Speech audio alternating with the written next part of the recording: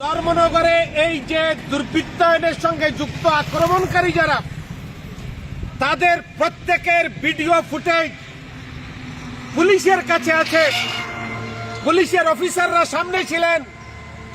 Police অফিসারের সামনে এই ঘটনা সংঘটিত হয়েছে। এদের প্রত্যেককে চিহ্নিত করে দৃষ্টান্তমূলক শাস্তি প্রদানের জন্য আমরা রাজ্যের স্বরাষ্ট্রমন্ত্রীর কাছে আমরা দাবি জানাচ্ছি। একটা বর্বরতার চূড়ান্ত সীমায় চলে যাচ্ছে এই ত্রিপুরা রাজ্য।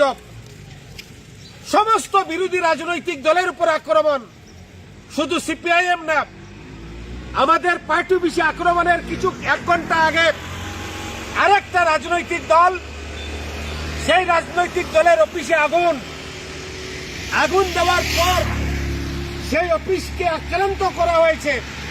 আমরা তার নিন্দা জানাচ্ছি।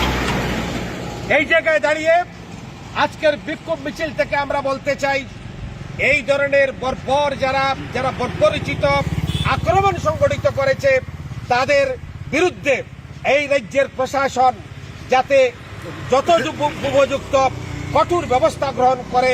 আজকে আমরা সিপিআইএম পানিসাগর মহকুমা কমিটির পক্ষ থেকে বিক্ষোভ মিছিল করে আমরা এই দাবি জানাচ্ছি।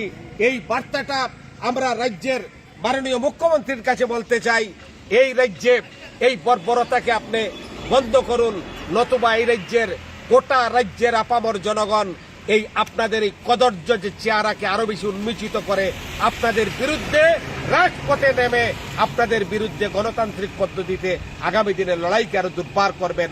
এই কয়েকটা কথা বলে আজকের বিক্ষোভ সভায় যারা সামিল হয়েছেন তাদেরকে অসংখ্য অভিনন্দন, নমস্কার জানিয়ে আমার আলোচনা শেষ করলাম। ইনকালাব জিন্দাবাদ, সিপিআইএম জিন্দাবাদ।